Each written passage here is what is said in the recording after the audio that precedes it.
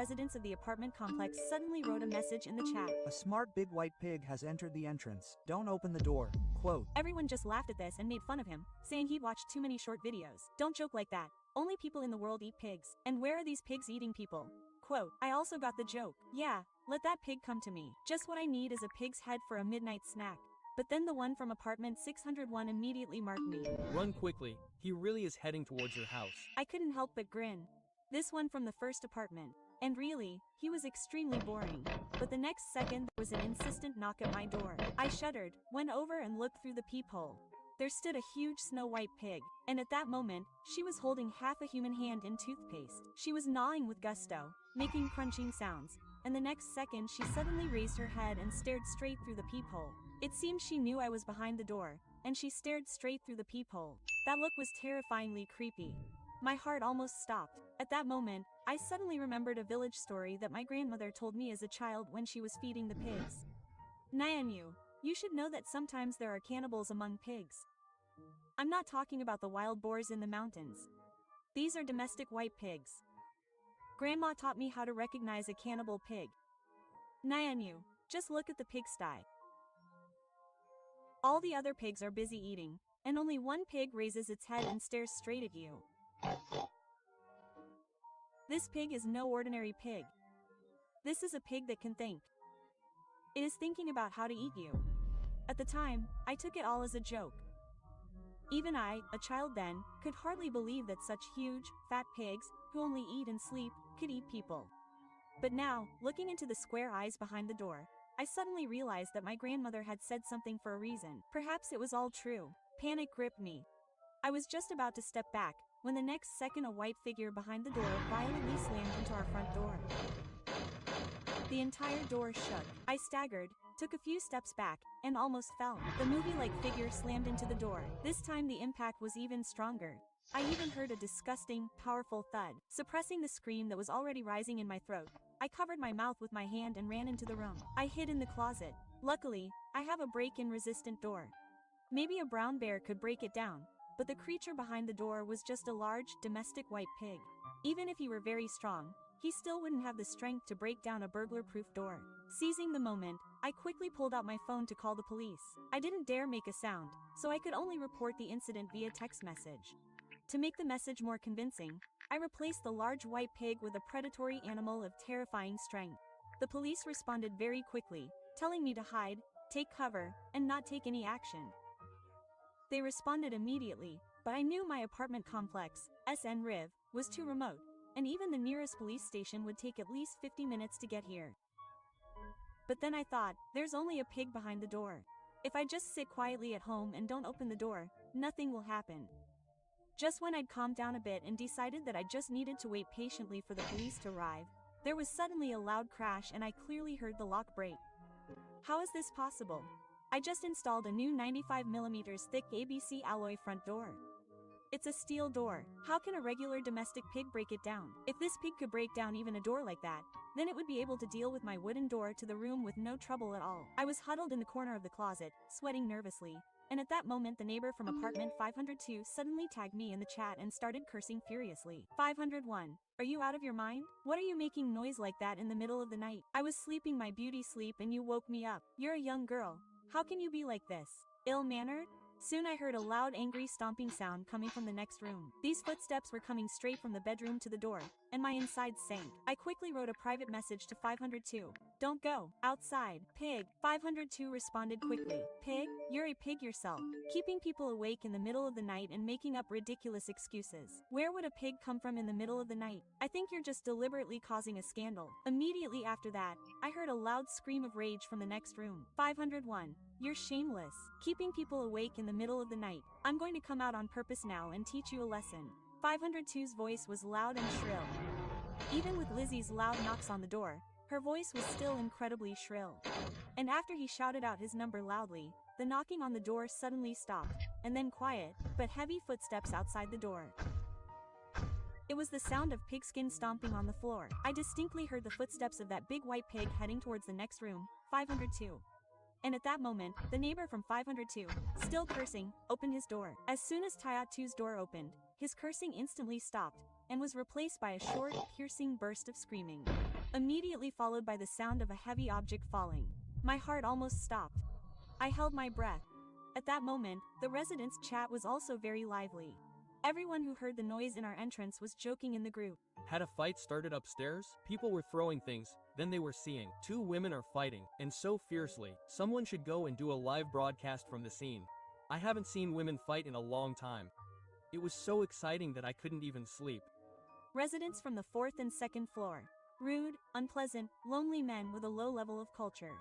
Usually they like to make jokes about women in the chat, and even now they continue to cheerfully banter in the group. Only 601, who was the first to remind in the chat that there is a pig in the house, is now excitedly shouting in the group. These are not people fighting, it is the pig. The pig eats people. 501 and the second one have probably already been eaten by the pig. Everyone needs to sit quietly at home and not make a sound. Everyone in the chat started making fun of 601, saying that he was having an attack again, but I knew that everything he said was true. Something most likely happened to 502. And I can't stay here any longer either. This pig will definitely come back for me. Going out the front door is too dangerous. I didn't dare hesitate any longer. I immediately ran out of the room, rushed to the balcony and hastily opened the window. A cold wind blew in. I leaned out and looked down. This 5th floor. If I jump, I'll definitely die. Luckily, the gas pipe outside the window is thick enough. If you use both your arms and legs, one person could easily stand on it. The stairwell window was right next to apartment 502. And I needed to climb through window 502 to get to the hallway. I clenched my teeth, took a deep breath, and quickly climbed out the window. With trembling legs, I stood on the gas pipe. I stood facing the wall, not daring to look down for a second, slowly moving my legs to the side. As I passed the windowsill of 502, a strange sound came from inside. It sounded like chewing, or maybe like the sound of something tearing. At that moment, my phone vibrated, and in the silence of the night, the sound was especially distinct. The chewing in 502 suddenly stopped, and then a stomping sound was heard in the room, like pigs' hooves pounding the floor. And this sound was approaching the balcony where I was. I cursed under my breath. Who was so inattentive? Why was he texting me now? I didn't dare linger for a second. I crawled with all my might, using both my arms and legs. As I scrambled to the window on the landing, the window in the neighboring apartment, number 502, was shattered with a loud bang by some violent force. I didn't dare turn around, rushed into the elevator, and only when the elevator doors closed was I able to catch my breath. Only then did I dare look at my phone. It turned out that someone from number 500 had just texted me. But at the moment we were texting, he was being devoured by a large white pig. With trembling hands, I opened the message. Save me, save me, this is all because of you. He's already eaten my legs, now he's eating my stomach. The pain is unbearable. My heart stopped for a moment, and my fingers froze on the screen, unable to come to my senses. 502, it turns out, was alive when he was being gnawed on. He watched as his body was eaten by a pig. At that moment, another message appeared in the chat from the pets in the second apartment. Hungry, very hungry. I shuddered sharply. The intonation of this message sent a shudder through me, and intuition told me, it's not 502 on the other end of the screen anymore. I hesitated. Quote, I still answered cautiously. Are you okay? The police are almost here. What's wrong with the pig? Pig? What pig? I'm just a little hungry. Can you get me something to eat? My fingers froze on the screen. What the hell is going on? I was sure it wasn't 502 writing to me now. But it was the pig that killed 502. Was this pig really typing me a message? At that moment, my heart was tense to the limit. As soon as the elevator arrived at the first floor, I immediately jumped outside. I needed to get out of here immediately. But when I reached the main entrance, I discovered that the door to our building was already firmly locked with an iron clasp. How was that possible? Was this pig so clever that she had locked the door in advance just to catch me like a fish in a barrel? At that moment, the familiar stomping footsteps came down the stairs again. Her breathing was even. It was that same big white pig descending after me. I didn't dare hesitate for a second. I turned sharply and rushed toward the elevator. But as I ran past the entrance to the corridor, I finally saw the big white pig. It had just crossed the top step of the last staircase. Only then did I truly get a good look at the pig. It really was a pig, but a very unusual domestic one. The most terrifying thing of all. Its eyes glowed blood red, and thick, salty drool flowed from the corner of its mouth. It stared at me. I immediately turned and ran with all my might toward the elevator. A strange, pig-like whine sounded behind me. The pig's footsteps were getting closer. I ran into the elevator and frantically pressed the close button, sweating profusely. Luckily, at the last second, just as the big white pig was almost there, the elevator doors finally closed. I was breathing heavily, hastily pulled out my phone, and with trembling fingers, wrote a message in the residents' chat. There really is a man-eating pig in this building. Do not open the doors under any circumstances. I've already called the police. If everyone stays home and doesn't make any noise when the police arrive, we'll be fine. but the people in the chat still didn't take it seriously. 501. You're starting to go crazy too. Such jokes, frankly, are really stupid. You understand? Your stupid messages will be in the middle of the night.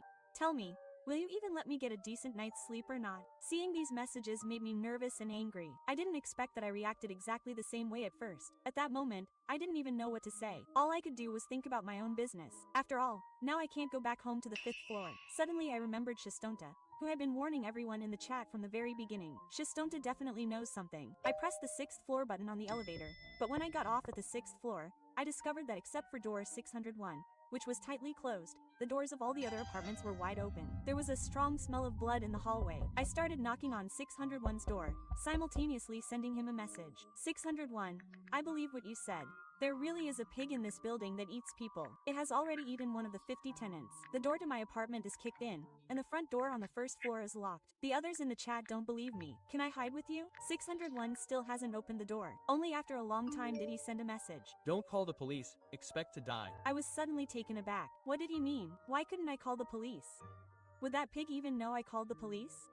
Then, enraged and disgraced, he would come kill me first. How was that possible? But at that moment, the sound of pig's hooves, madly racing up the stairs, could already be heard in the hallway. My heart sank. I hurried into the nearest room, 60-2. Then I locked the door, and that pig seemed to know I was in that room. Having climbed up to the 6th floor, he immediately crashed into the floor of apartment 602. The enormous thud of the slam on the door clearly rang in Yvonne's ears. I retreated to the window and suddenly noticed that the balcony of apartment 601 was right next to me. There was only a little more than a meter between us. If I had managed to jump, the door would have been completely smashed in at that moment. Behind me, I heard the crash of overturned furniture, and the experience of pig hooves was getting closer. I didn't have time to think long. I climbed onto the windowsill, took a deep breath, and jumped. As soon as I reached the opposite balcony, I heard a deafening crash behind me. Turning around, I saw that the pig had also jumped after me. The next second, that pig suddenly climbed onto the balcony and also jumped